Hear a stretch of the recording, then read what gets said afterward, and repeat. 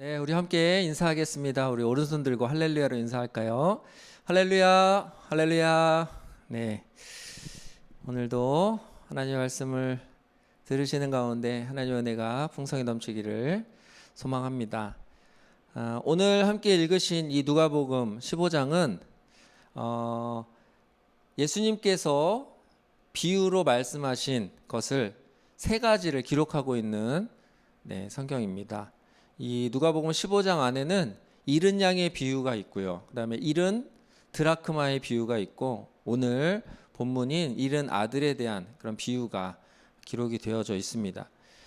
이 누가복음 15장에서 잃어버렸다는 것을 이렇게 세 가지 비유를 통해서 기록이 되어져 있는데 이 잃어버렸다는 것을 이 누가복음에서는 분실한 것 혹은 사라진 것에 대해서 그런 단어를 사용함으로써 우리 읽는 성도들로 하여금 잃어버린 것이 무엇인지 그리고 사라진 것이 무엇인지 그리고 그것을 되찾았을 때 어떻게 되는지에 대해서 기록을 하고 있습니다. 그래서 이 잃어버렸다는 것은 잘못된 길로 간 것이 아니라 아예 사라진 것에 대한 그런 말씀이라는 것입니다. 그러면서 이 분실했던 것, 사라져버렸던 것, 잃어버렸던 것이 다시 돌아왔을 때, 다시 찾았을 때 얻게 되는 그 기쁨에 대해서 이 누가복음 15장은 기록이 되어 있습니다. 잃었다가 다시 찾은 것은 무엇일까요? 여기서 말씀하고 계시는 것은 회개한 죄인과 연결이 되어집니다. 그래서 회개한 죄인이 다시 돌아왔을 때에 얻게 되는 그 기쁨을 기록을 하고 있다는 것이죠. 우리 이 누가복음 19장 10절에 보면은 인자가 온 것은 잃어버린 자를 찾아 구원하려 함이니라 이렇게 기록이 되어 있습니다. 그래서 예수님은요, 이 누가복음 15장에서 예수님은 잃은 자를 찾아서 구원하러 오신 분이다라는 것을 우리가 기억하며 오늘 본문을 함께 나누길 원합니다. 오늘 앞부분에 보니까 등장인물이 나옵니다. 먼저 모든 세리 또 죄인들이 예수님께 말씀을 들으려 가까이 나왔다 이렇게 기록이 되어 있습니다. 이들은요 세금을 징수하는 사람이었습니다. 그래서 자기 동족의 세금을 걷어서 로마에 바치는 사람, 이런 사람이 세리였죠. 그리고 죄인들은 부정한 사람입니다. 율법을 지키지 않은 사람 혹은 율법을 지키지 못한 사람, 그런 사람들을 죄인들이라고 기록을 하고 있습니다. 그런데 눈여겨봐야 할 것은 바로 이 1절에 모든 세리와 또 모든 죄인들이 말씀을 들으러 나와왔다라는 것입니다. 그런데 곧이어 2절에 이와 아주 대조적인 모습을 보이는 사람들이 있는데 바로 바리새인과 서기관들입니다. 이들은요 율법을 철저히 지키고 또 부정한 것에서 분리된 사람이라는 뜻으로 바리새인이라고 불리는 사람들이었습니다. 그리고 서기관들은 율법을 전수하는 일을 하는 사람들이었습니다. 말씀을 필사하고요. 또 말씀을 연구하고 율법을 연구하는 이런 사람들이었습니다. 그런데 이런 사람들은 앞에 나온 모든 세리와 죄인들과는 다르게 수군거렸다는 것입니다. 이 수군거렸다는 것은 이 헬라 원어의 단어의 의미를 보면은 불평한다라는 의미가 있습니다. 이들은 불평했다는 것이죠. 죄인을 영접하고 음식을 같이 먹는다는 이유로 예수님께서 그렇게 하셨다는 이유로 불평했다라는 것입니다. 그런데 예수님께서 그렇게 하신 이유가 있습니다. 그 이유는 우리 누가복음 7장 24절에 기록이 되어 있는데 인자가 와서 먹고 마심에 너희 말이 보라 먹기를 탐하고 포도주를 즐기는 사람이요 세리와 죄인의 친구로다 하니 예수님께서 그렇게 세리와 또 죄인들의 친구로서 함께 지내셨다는 것입니다.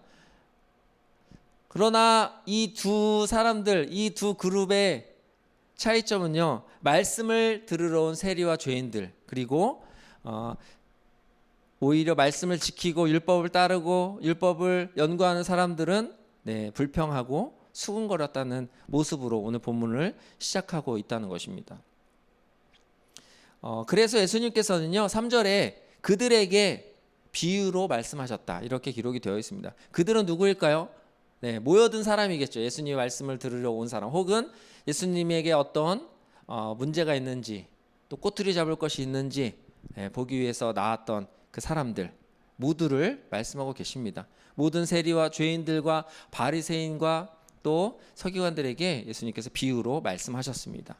누가복음 15장에는 세 가지 비유가 기록되어 있는데요. 오늘 본문 앞에는 잃은 양의 비유와 또 잃은 드라크마의 비유가 이미 기록이 되어 있습니다. 그래서 오늘 읽은 이 두 아들에 대한 이야기, 저희가 흔히 탕자의 비유라고 알고 있는 이 이야기는 세 번째 예수님의 비유인 것입니다. 11절부터 32절까지 두 아들에 대한 모습이 기록이 되어 있습니다. 먼저 둘째 아들에 대한 이야기가 먼저 기록이 되어 있고 그 다음에 첫째 아들에 대한 이야기가 기록이 되어 있습니다. 크게 보면 이렇게 두 아들의 이야기로 나누어 볼 수가 있습니다. 먼저 둘째 아들의 이야기와 또 둘째 아들의 모습을 우리가 먼저 살펴보려고 합니다. 이 둘째 아들은요, 어떻게 보면 예수님께서 비유로 말씀하셨을 때 모든 세리와 죄인들의 모습을 말씀하고 계시는 것과 같다 이렇게 볼 수가 있습니다. 먼저 12절에 이 아들은 분깃을 달라고 이야기를 합니다. 우리가 잘 아는 것과 같이 아버지가 돌아가시기 전에 아버지의 그 유산을 미리 달라고 하는 것은 우리나라에서도 그렇지만 이 유대교에서는 상당히 말이 되지 않는 있어서는 안 될 그런 일이라는 것입니다. 그리고 이 아들은 그 재산을 가지고 13절에 보니까 먼 나라에 갔다고 했습니다. 이 먼 나라에 갔다는 것은 무엇이죠? 유대교 전통에 있는 그 공동체에 머물지 않고 이방 땅에 갔다는 것을 의미합니다. 그리고 세 번째로 13절에 허랑방탕하여 재산을 낭비했다고 기록이 되어 있습니다. 그리고 나서 그 재산이 다 떨어짐에 어떻게 되죠? 15절에 돼지를 치게 됩니다. 이 돼지 또한 유대인들이 부정하게 여기는 동물입니다. 그런데 이 부정한 동물을 치게 됩니다. 이렇게 다 율법으로는 해서는 안 될 행동을 이 둘째 아들이 하고 있습니다. 그런데 이제 아들이 줄여서 죽게 된 상황에서 고백을 하게 되죠. 이 고백이 중요합니다. 아버지, 내가 하늘과 아버지께 죄를 지었사오니 지금부터는 아버지의 아들이라 일컬음을 감당하지 못하겠나이다. 그리고 나를 품꾼의 하나로 보소서, 이렇게 18절에 이렇게 기록이 되어 있는데 자신이 처한 상황에서 그 마음을 그대로 아버지에게 이제 고백을 하게 됩니다. 그런데 아버지에게 이제 돌아가서 21절에 자기가 그 고백했던 모습 그대로, 그 단어, 그 마음 그대로 똑같이 기록이 되어 있어요. 18절과 21절이 똑같이 기록이 되어 있는데 21절에는 나를 품꾼의 하나로 보소서라는 것이 빠져 있어요. 저는 이게 왜 빠져 있을까? 아마도 자신의 고백을 아버지께 회개의 고백을 다 하기 전에 아마 아버지 행동이 더 빨랐기 때문에 아버지가 아들을 안고 입을 맞추는 그런 행동에서 아무 말 없이 그 아들을 환대해 주시는 그 아버지의 모습에서 아마 이 아들은 그 뒤에 있을 그 고백을 다 하지 못한 게 아닌가 이렇게 생각이 됩니다. 어쨌든 아버지의 이런 긴박한 행동으로 이 아들은 자신의 고백을 미처 다 하기도 전에 그 아버지의 사랑을 우리가 이 본문에서 발견할 수 있다는 것입니다. 이렇게 둘째 아들의 이야기가 끝이 납니다. 그리고 25절부터 이제 첫째 아들의 이야기가 시작이 되는데요. 이 첫째 아들의 이야기는 마치 바리새인과 서기관들을 본 그 예수님께서 그들의 모습을 말씀하시는 것 같은 그런 것을 우리가 발견할 수가 있습니다. 둘째 아들의 모습을 보고 이 첫째 아들은 반응을 합니다. 이제 밭에 있다가 집으로 돌아오게 되죠. 첫 번째 반응은 노하였다. 28절에 기록이 되어 있습니다. 이 노하였다는 것, 그리고 바리새인과 서기관들이 2절에서 수군거림, 불평했던 것, 같은 의미로 우리가 볼 수가 있습니다.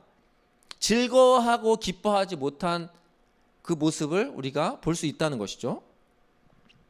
그런데 이 아들은요, 그 전에도 기뻐하지 못했습니다. 즐거워하지 못했다는 것이에요. 아버지의 집에서 지내면서 또 아버지와 함께 있으면서도 즐겁게 보낸 적이 없다는 것이죠.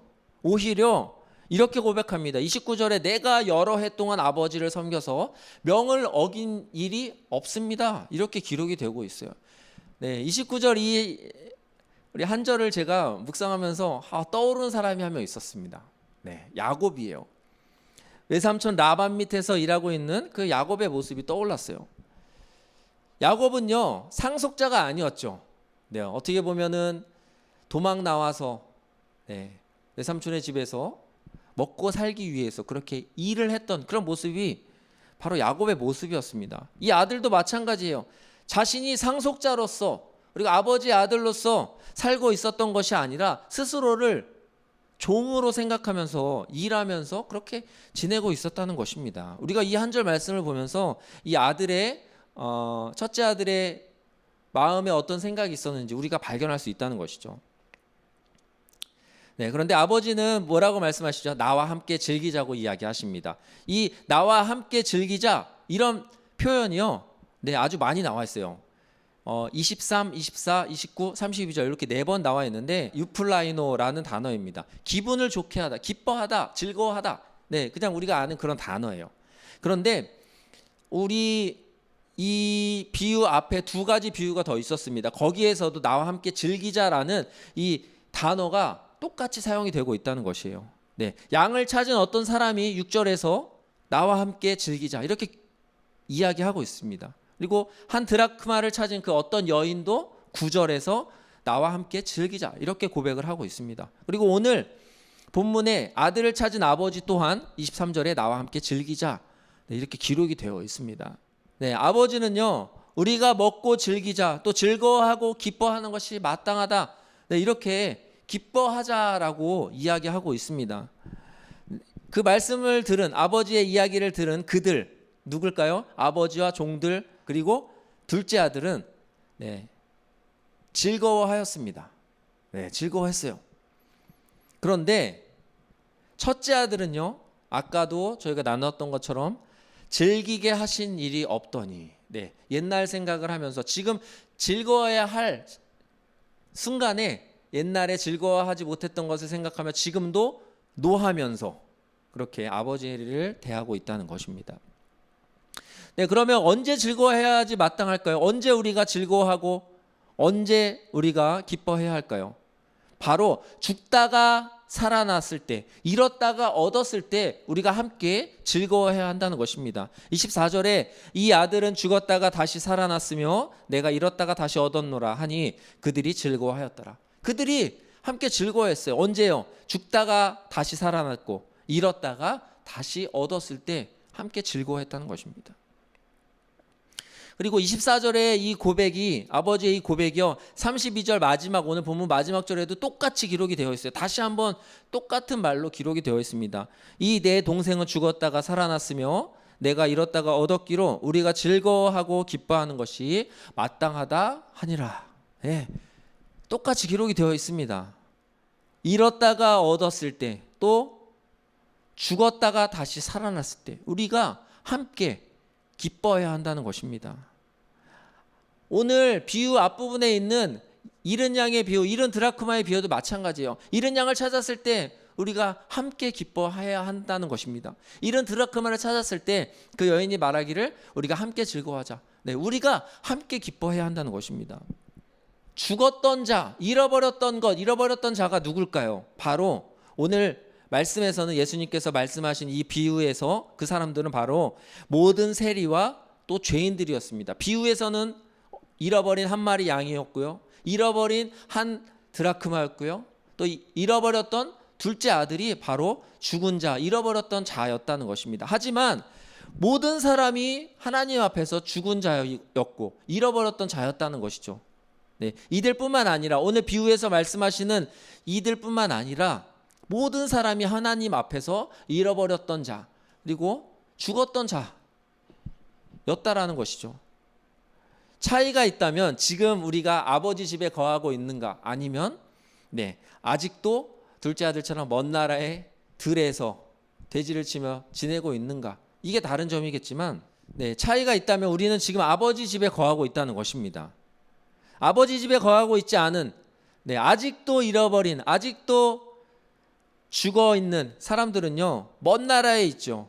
네, 둘째 아들이 갔던 그런 먼 나라, 이방 땅에 있고요, 네, 들에서 돼지를 치고 있는 그런 곳에 있다는 것입니다. 이 첫째 아들, 둘째 아들, 네, 말씀을 자세히 보시면은 집으로 왔죠. 어쨌든 이 이야기가 펼쳐지고 있는 장소는 아버지의 집인데 표현하는 것이 약간 다릅니다. 첫째 아들은요, 밭에서 일을 했는지 밭에서 이제 집으로 돌아옵니다.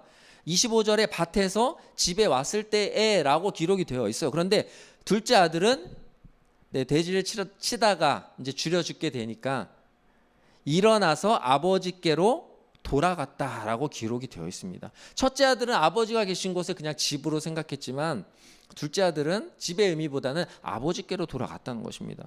이 말씀을 보면서 우리가 성전 자체, 교회 자체를 가까이 하는 것이 우리 그리스도인들의 어떤 삶이 아니라 율법 자체, 하나님의 말씀 자체만 그냥 우리가 가까이 두고 사는 삶이 우리의 삶이 아니라는 것입니다.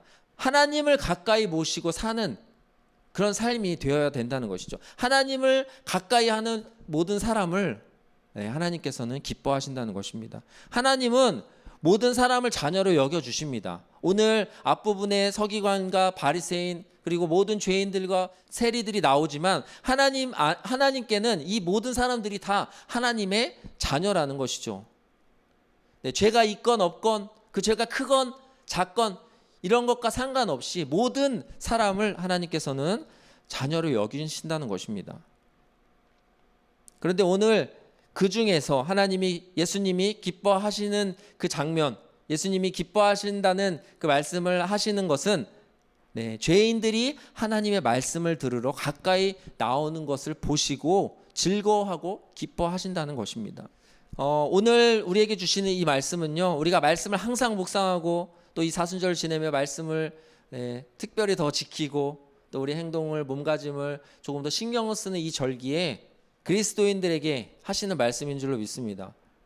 그리고 믿지 못하여 아직 먼 나라로 떠나서 아직 돌아오지 못하는 그런 분들에게 하시는 말씀인 줄로 믿습니다. 예수님의 이 비유의 이야기는요, 아들의 고백을 통해서 이 둘째 아들의 회개, 이 고백을 통해서 죽었다가 다시 살아났음을, 그리고 잃었다가 다시 얻었음을 기뻐하시는 그 아버지의 마음을 오늘 우리에게 전해주고 있습니다. 그 아버지는 하나님이라는 것을 우리가 잘 알 수 있죠. 잃었던 것을 다시 찾았을 때 기뻤다면, 죽었던 것이 다시 살아났을 때 기뻤다면, 죄인이 회개했을 때 하나님은 얼마나 더 기뻐하실지 우리가 그 마음을 발견하기를 원하신다는 것입니다. 하나님이 세리와 죄인들이 돌아오는 것을 기뻐하신다고 그들만 기뻐하시는 것이 아니라 바리새인과 서기관들도 하나님께로 돌아왔을 때 하나님께서는 동일하게 기뻐하신다는 사실입니다. 아버지는 첫째, 둘째 아들 모두 자녀로 여기신 것과 같이 하나님께서는 우리 모두가 하나님의 품으로 다시 돌아오기를 기다리고 계십니다. 하나님은 죄인의 회개를 기뻐하시는 분입니다. 우리가 이 말씀을 가지고 나는 하나님께 회개하며 하나님 앞에 나아가는지, 그리고 나는 하나님과 함께 즐거워하는지 우리가 한번 점검하면서 또 우리 한 주간의 삶에 적용하며 동행하는 삶을 사시기를 소망합니다. 기도하겠습니다. 하나님 감사합니다. 오늘 회개하며 돌아온 그 둘째 아들의 이야기를 함께 나누었습니다. 잃어버렸던 것을 다시 되찾고 죽었던 것이 다시 살아났을 때의 그 기쁨을, 그 하나님의 마음을 오늘 우리에게 알려주셨습니다. 우리가 이 아버지의 마음을 가지고 한 주간을 살아가면서 주님과 함께 기뻐하는 우리들이 될 수 있도록 인도하여 주시옵소서. 예수 그리스도의 이름으로 기도드립니다. 아멘.